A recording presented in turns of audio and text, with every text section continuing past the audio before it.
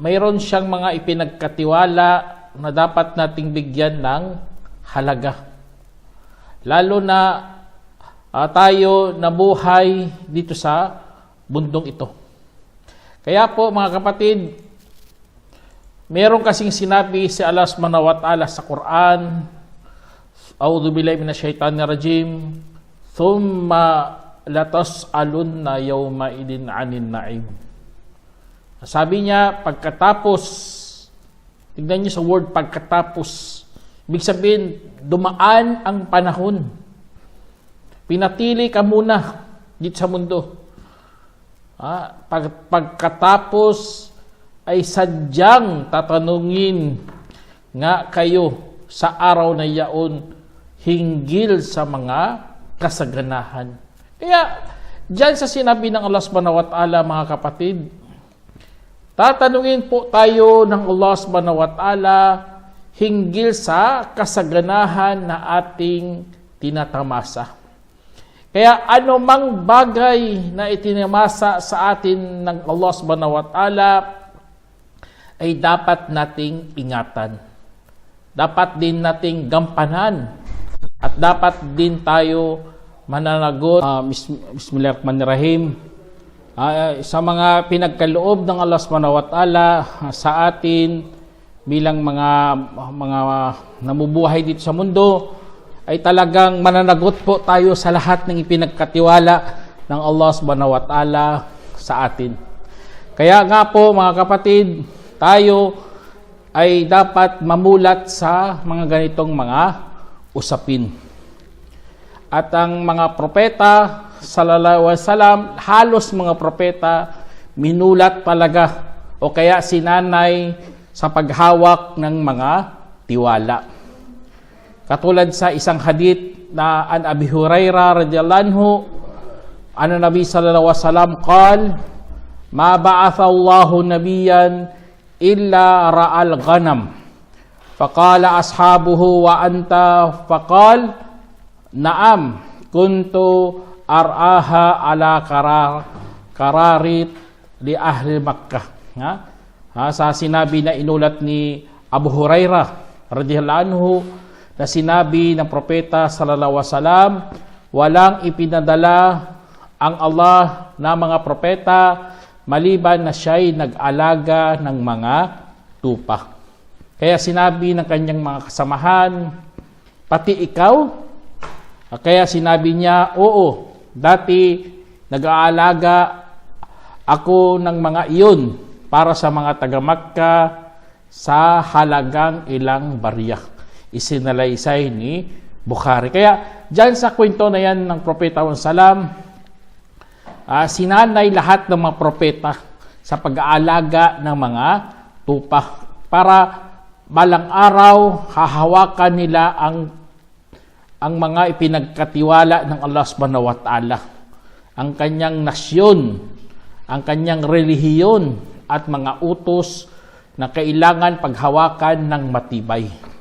Kaya ganon din po tayo mga kapatid. Dapat sadayin din natin ating mga sarili sa paghawak ng mga ipinagkatiwala ng Allah subhanahu wa ta'ala. Kasi napakadami ng ipinagkatiwala ng Allah subhanahu wa ta'ala. Ang oras, ang buhay, ang relihiyon, paniniwala, o ano pa dyan mga bagay na ipinagkaloob ng Allah subhanahu wa ta'ala. Kaya lahat ng ibinigay ng Allah subhanahu wa ta'ala sa atin ay merong kaakibat na pananagutan. Hindi ito basta pagmamay-ari mo lamang kapatid. Bagkus ito po ay pagsubok kung paano natin gagamitin at iingatan ang mga ito. Kaya ang Allah subhanahu wa ta'ala, siya ang tagapagtustos ng lahat ng bagay. At siya rin ang magtatanong, subhanallah. Ganon ang diwa ng buhay. Lahat ng pinagkaloob ng Allah, siya rin ang magtatanong sa atin. Kasi mayroon siyang sinabi, la yus'alu amma yaf'al wa hum yus'alun. Sinabi ng Allah, hindi siya tatanungin hinggil sa kanyang ginagawa at sila naman ang tatanungin. Ibig sabihin, tayo yun ang tatanungin. Ang Allah, pinagkalooban lang tayo ng mga biyaya. Pinagkalooban lang tayo ng mga grasya, mga kapatid. Kaya ang mga tao, kahit napapansin natin, nabulag sila sa mga kasaganahan ng Allah. At alam naman natin ang propeta sallallahu alaihi wasallam, hindi siya natatakot sa kahirapan sa atin. Bagkus ang kinatakutan niya kapag dumami ang mga biyaya ng Allah at saka ang mga tao ay nakalimot. Kaya dahil doon mga kapatid, nakakatakot mga ganito mga biyaya ng Allah. Kapag hindi mo alam na ito pala ay mga ipinagkatiwala lamang sa atin. Huwag sana po tayo mapabilang sa mga mangmang o kaya mga nagmangmaangan sa mga ganitong mga biyaya ng Allah subhanahu wa ta'ala. Kasi ang tiwala ng Allah subhanahu wa ta'ala ay ipinagkaloob na dati pa lamang. Katulad ng sinabi ng Allah sa Quran, Inna aradna al-amanata ala samawati wal ard wal jibal wa fa'abayna ay yahmilaha wa ashfaqna minha wa hamalaha al-insan innahu kana zaluman jahula. Katulad ng sinabi ng Allah, katotohanan, inalok namin ang tiwala sa mga langit at lupa at sa mga bundok at saka tinanggihan nila ito na papasanin at nangamba sila mula doon at pinasan naman ito ng tao. Katiyakan, naging mapaglabag siya na mangmang. Tingnan nyo, naging mapaglabag ang tao at naging mangmang. Pagkatapos natanggap nila itong tiwala ng Allah. Kasi nga, feeling mo, ang ibang tao, feeling nila, blessed na talaga sila. Pinagpala na talaga sila. Yumaman sila kasi mahal kami ng Diyos. Inangat kami kasi mahal kami ng Diyos. Tapos gagawa ka na ng kasamaan at naging mangmang ka na. Kaya nakakatakot mga kapatid nga, ikaw na iligaw ka sa mga biyaya ng Allah subhanahu wa ta'ala. Hindi mo alam, ibabalik mo dapat yun ang mga tiwala sa may-ari. Kasi ang Allah siya ang may-ari ng lahat ng mga biyaya. Alam niyo, gusto lang ng Allah para ibalik lang natin. Alam niyo ano? Pasalamat lang po kapatid. Pasalamatan mo na merong nagbigay sa iyo na Panginoon. Na dapat mo siyang sasambahin na wala siyang katulad. Na dapat buong puso kang maglingkod kay Allah. Yun lang ang gustong ibalik. Kasi ang tiwala ng Allah subhanahu wa ta'ala pinagkaloob sa atin yan. At doon tayo susubukan. Kaya lahat ng mga tiwala ng Allah subhanahu wa ta'ala ay napaka bulag mo na talaga kapag hindi mo alam anong ibabalik mo kay Allah subhanahu wa ta'ala. Meron ka ng isip. Meron ka ng lakas. Mayroon ka ng talino. Tapos, aangkinin mo, subhanallah. Tapos, sabihin mo, akin to, pagmamay-ari ko ito. Hindi mo pala alam, ipinagkatiwala lamang yan sa'yo. Parang isang lupain na hindi ka man ang may-ari, pero inangkin mo na. Sabi, akin na to. Patayuan ko na ng bahay. Taniman ko na kahit ano-ano. Magninegosyo ako rito, magsasaka ako rito. Subhanallah, nadala ka sa kasamaan at pinag-aksaya mo lamang ang tiwala ng Allah subhanahu wa ta'ala sa iyo kapatid. Kaya ang iba, nakakalimot talaga na sila mga alipin ng Allah.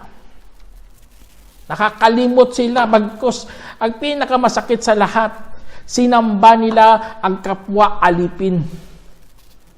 Nawala na sa kanila ang biyaya ng Allah subhanahu wa ta'ala na tinatawag na kailangan ibalik mo ang pinagkatiwala sa iyo.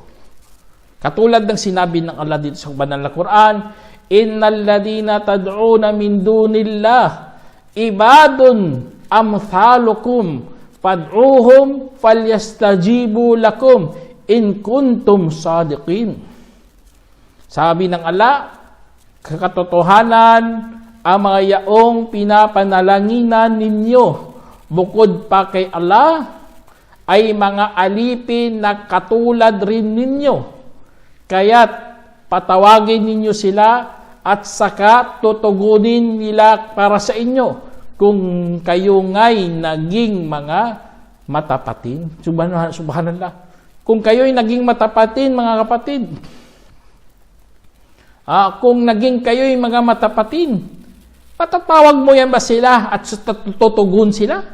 Subhanallah. Kaya ang tiwala ng Allah subhanahu wa ta'ala na ikaw dapat alipin ng Allah. Na dapat ikaw maniwala sa kanyang batas.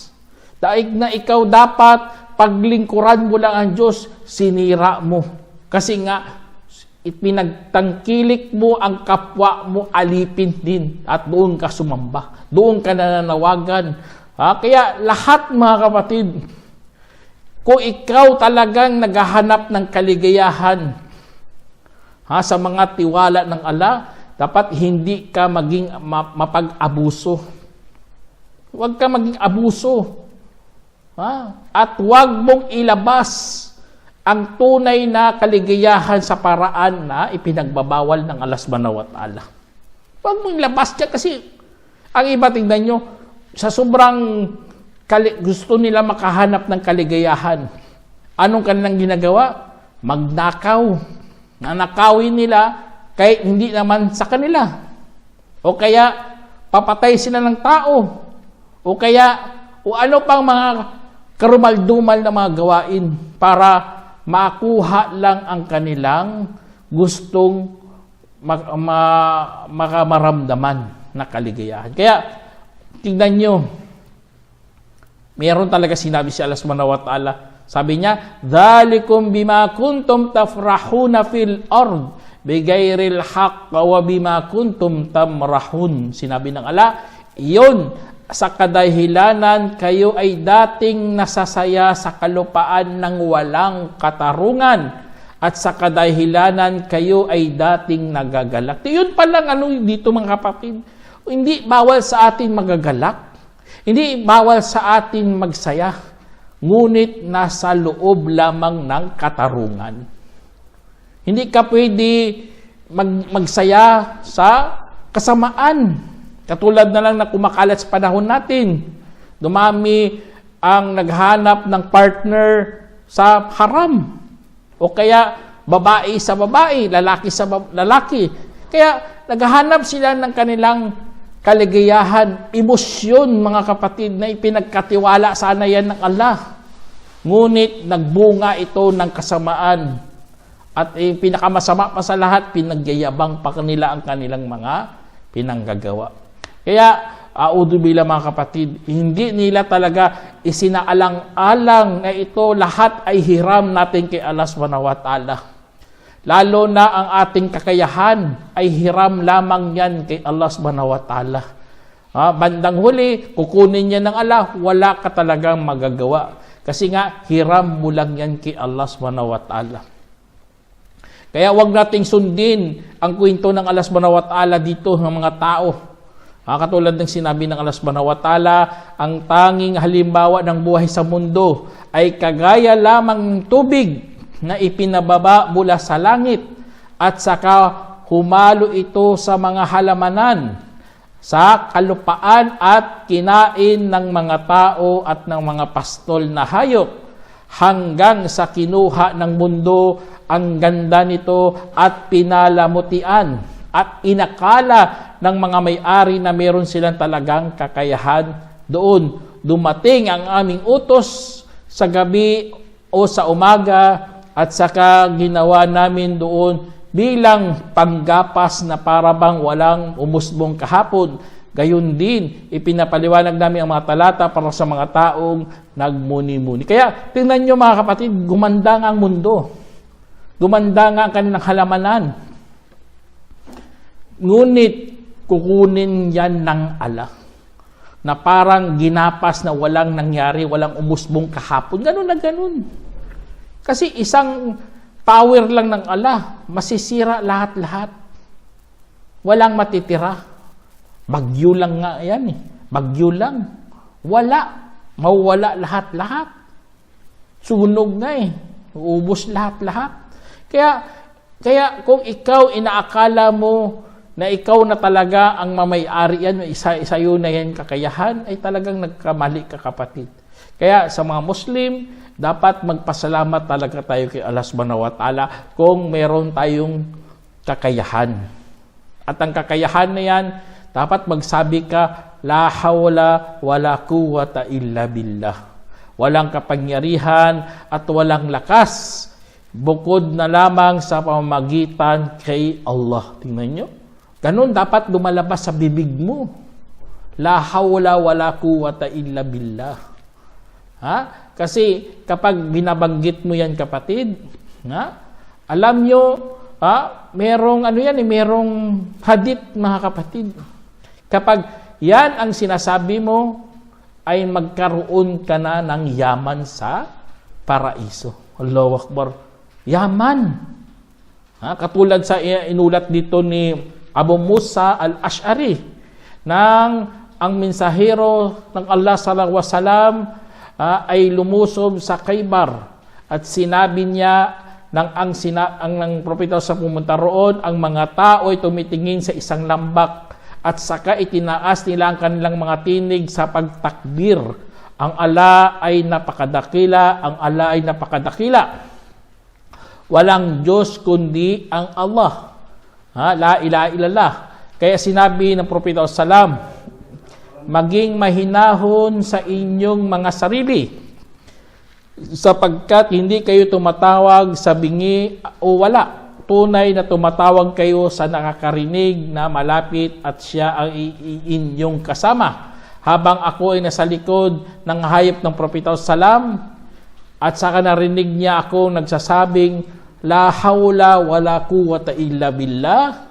Walang kapangyarihan at walang lakas kundi sa pamagitan ni Allah. Sinabi niya sa akin, o Abdullah bin Qais, sinabi ko nasa iyong paglilingkod, o mensahero ng Allah. Sinabi niya, hindi ba kita gagabayan ng isang bagay mula sa mga kayamanan ng paraiso? Sinabi ko, opo, mensahero ng Allah.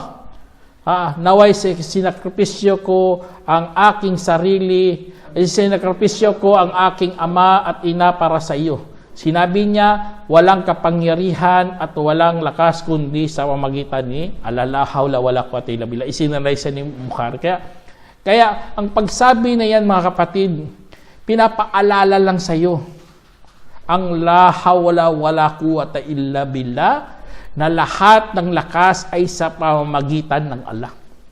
Aanhin mo yan ng kamay mo kung hindi mo na mauutusan. Subhanallah.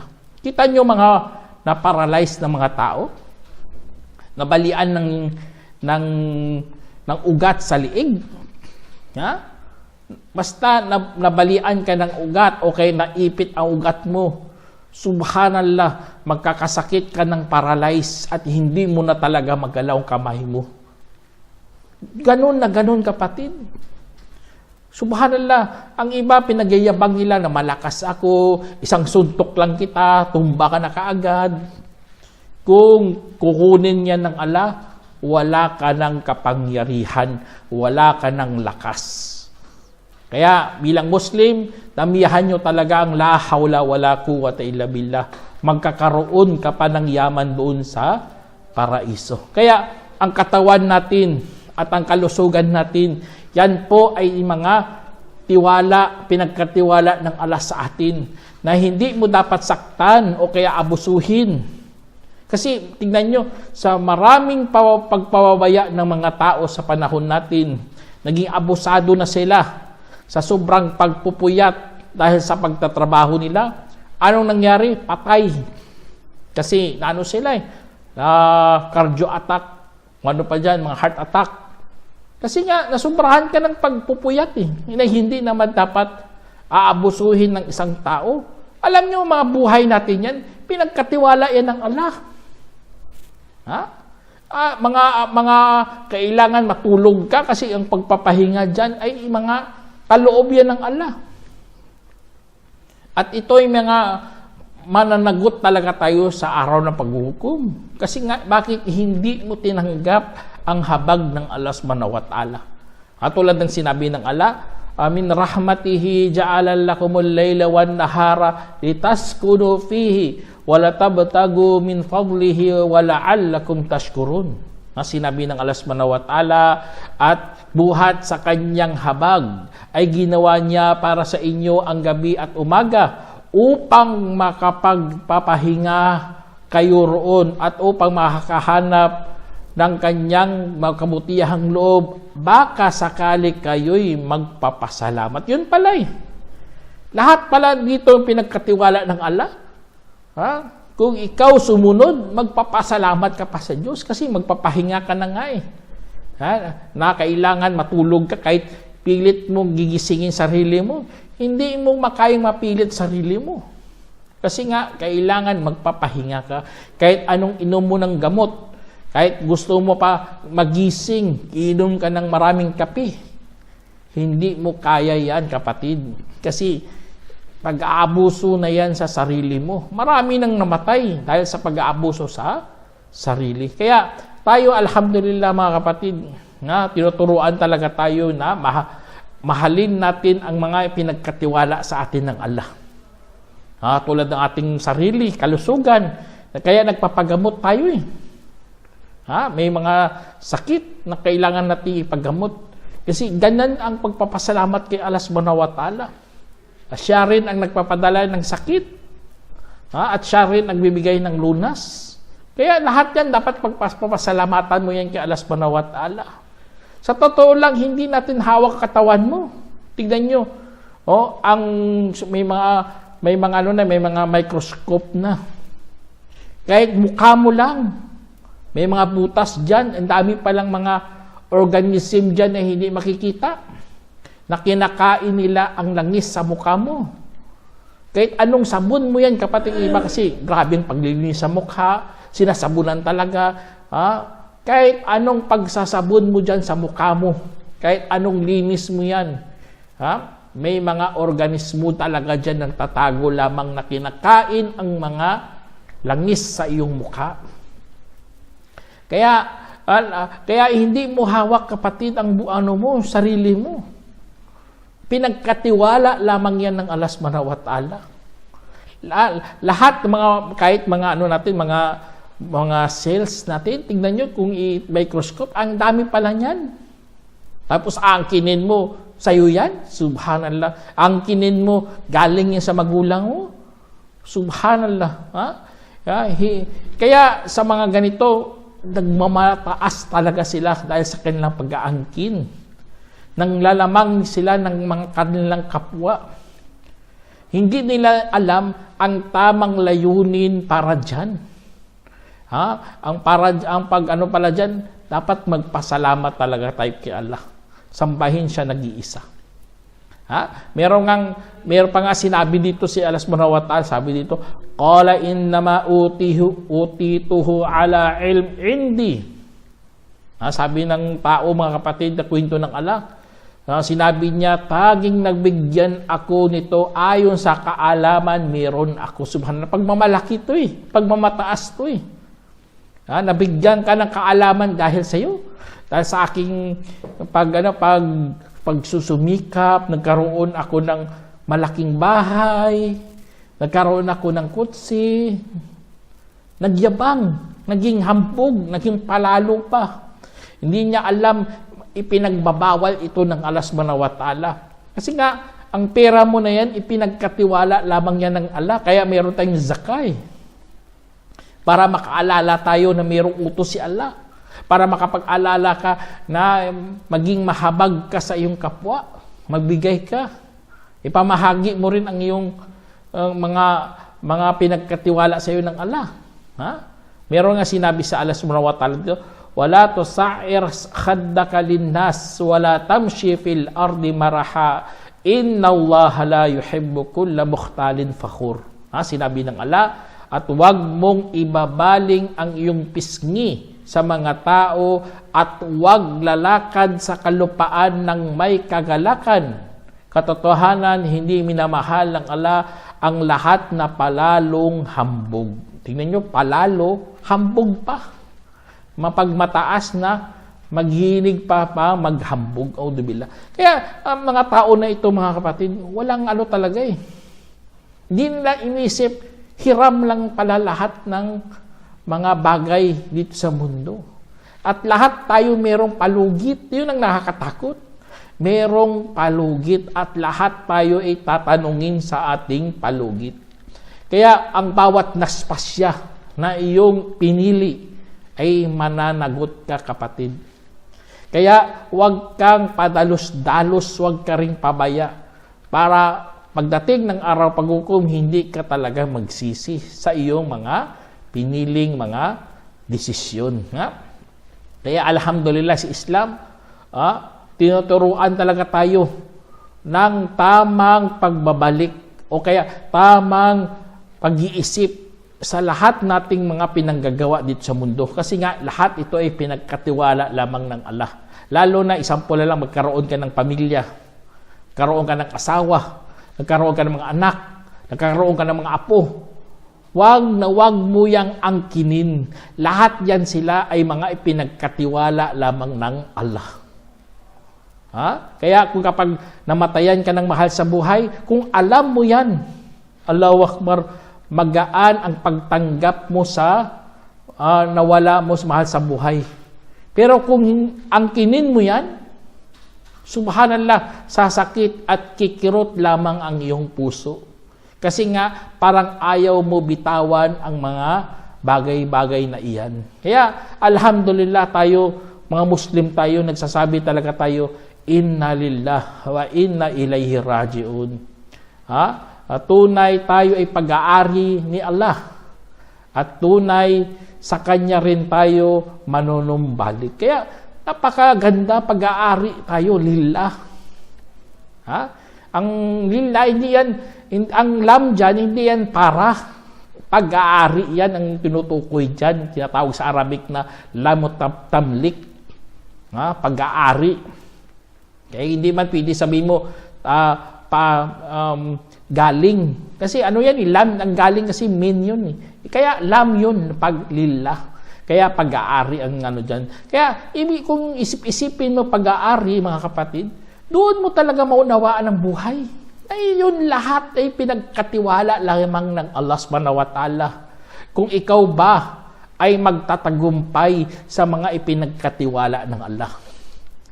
Kaya wag tayong magiging abusado talaga, mga kapatid, lalo na sa harap ni Allah subhanahu wa ta'ala. Lahat yan ay sa ilalim ng kagustuhan ng Allah subhanahu wa ta'ala. Kung alam lang natin yan, Allahu Akbar, napakagaan ng ating buhay. Meron nga sinabi si Allah subhanahu wa ta'ala sa banal Quran, sabi niya, "Qul la amliku li nafsi naf'a wala dharra illa ma syaa Allah. Walau kuntu a'lamul ghaiba lastakthartu minal khairi wa ma massani su in ana illa nadhirun wa bashiru liqaumi yu'minun." Sinabi ng Allah subhanahu wa ta'ala sa banal na Quran, sabihin mo, hindi ko minamamay-ari para sa aking sarili ang kapakinabangan at kapinsalaan maliban sa anumang naisin ng Allah. At kung nalalaman ko nga ang ligid, talagang paramihin ko na mula sa kabutihan at hindi ako masalingan ng kasamaan. Ako ay hindi kundi isang tagapagbabala at tagapagbalita ng magaganda para sa mga taong naniniwala. Kaya sa dyan ang sinabi ng Allah, maliban sa anumang naisin ng Allah. Yun ang ano talaga, isipin mong kapatid. Masya Allah, sa kagustuhan, kung gustuhin o naisin ng Allah. Lahat yan, ibinabalik mo lamang kay Allah. Hindi mo angkinin. Lalo na mga propeta nga, hindi nga inaangkin ang mga himala. Binabalik talaga nila kay Allah. Ang himala, alam naman natin himala. Napakatindi na yun ng biyaya ng Allah. Kasi, ano na yun eh. Labas na yun sa tradisyon. Katulad sa kwento nga dito ng Allah subhanahu wa ta'ala. Kwento ng Allah subhanahu wa ta'ala tungkol kay Isa, kay Jesus. Sabi niya, at maging mensahero sa mga angkan ni Israel. Tunay na nagdala ako sa inyo ng tanda mula sa inyong Panginoon. Tiyak nga lilikha ako para sa inyo mula sa luwad kagaya ng anyo ng ibon. At saka ihipan ko ito kaya magiging ibon sa kapahintulot ng Allah. Tingnan nyo. Lilikha si Jesus. Lilikha siya ng isang ibon mula sa luwad. Ngunit sa pahintulot ng Allah. Allahu Akbar. Napakaganda ng pagkasabi dito mga kapatid. Hindi nga inangkin ni Jesus dito na siyang lilikha ng ibon. Hindi niya inangkin. Pagkos sinabi niya sa pahintulot ng Allah. At kadugtong pa dito, at pagagalingin ko rin ang bulag at ang kitongin at bubuhayin ko ang bangkay sa pahintulot ni Allah biidnillah. Subhanallah, pati patay bangkay bubuhayin ni Jesus. Pero sa pahintulot ni Allah. Kaya ang sino man nagsasabi si Jesus bumubuhay, numilikha, subhanallah, napakamangmang mo naman kapatid. Paano yan sasabihin? Ibig sabihin, kung Diyos si Kristo dito, hihingi pa ng pahintulot sa mas mataas na Diyos sa Kanya? Anong kabubuhan niya, di ba? Kaya, ganun mga kapatid, pinagkatiwalaan ka sila ng Diyos. Kaya hindi sila umaangkin ng hindi karapat-dapat sa kanila. Binabalik na talaga nila kay Allah subhanahu wa ta'ala sa biid nila, sa kapahintulot ng Allah. Kaya ganun din tayo mga kapatid. Pinagkalooban tayo ng batas. Huwag mong angkinin na ikaw propeta na. Katulad sa nangyari sa Ghana. Subhanallah, inangkin niya, propeta na siya, magkakaroon ng dakilang baha. Kaya sa December 25, kailangan magtago na tayo, sasakay na tayo sa arka. Tapos magbigay na kayo sa akin ng pera para pangtayo ko ng arka. Tapos nakaipon siya ng pera, binili niya ng sasakyan. Subhanallah. Luxurious car binili niya. Panluloko talagang ginawa niya. Kaya mga pinagkatiwala ng alam, ikaw magsasalita ka ng baliktad sa wala ka talagang takot talaga kapatid sa salita ng Allah subhanahu wa ta'ala. Kaya mga ganito, mga kayamanan natin mga kapatid, subhanallah, wag mo talagang angkinin yan na sa'yo yan. Kasi nga, kung kukunin ng Allah, ay wala ka talagang magagawa. Inshallah, sana meron kayong napulutang aral mga kapatid.